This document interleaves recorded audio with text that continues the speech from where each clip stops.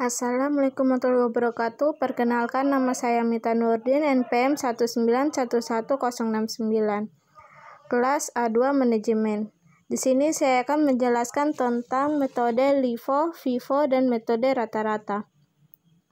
Berikut ini contoh dari pencatatan metode FIFO. Kemudian ini merupakan contoh metode LIFO. Kemudian ini contoh dari metode rata-rata.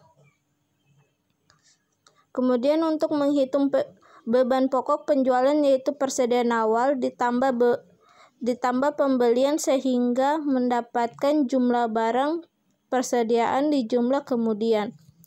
Kemudian dikurang persediaan akhir sehingga mendapat harga pokok penjualan.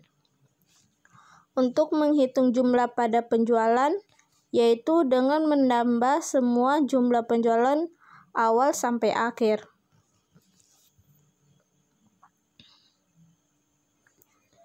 Untuk transaksi penjualan dan beban pokok tanggal 11 April, piutang pada debit 2 juta, penjualan pada kredit 2 juta, beban pokok pada debit 80 juta, persediaan dagang pada kredit 80 juta, 30 April piutang pada debit 2 juta, penjualan pada kredit 2 juta, beban pokok penjualan pada debit 60 juta, persediaan dagang 60 juta pada kredit. Untuk tanggal 10 Mei, piutang 2 juta pada debit, penjualan 2 juta pada kredit, beban pokok pada jualan 100 juta pada debit, persediaan dagang 100 juta pada kredit.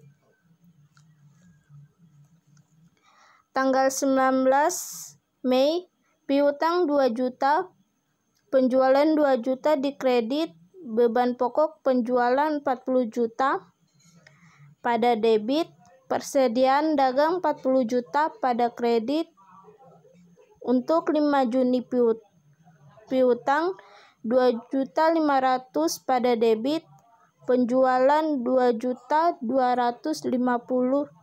pada debit, beban pokok penjualan 9 juta pada debit, persediaan dagang 9 juta pada kredit.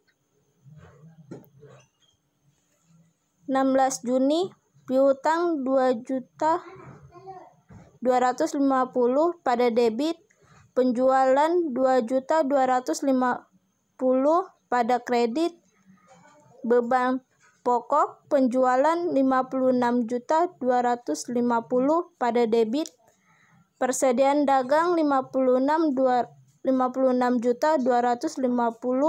pada kredit. 28 Juni piutang 750 pada debit, penjualan 750 juta pada kredit, beban pokok penjualan 99 juta pada debit, persediaan dagang 99 juta pada kredit.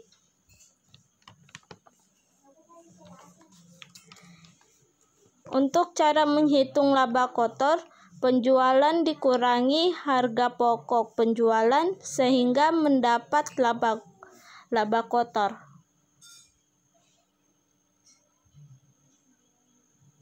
Sekian, terima kasih.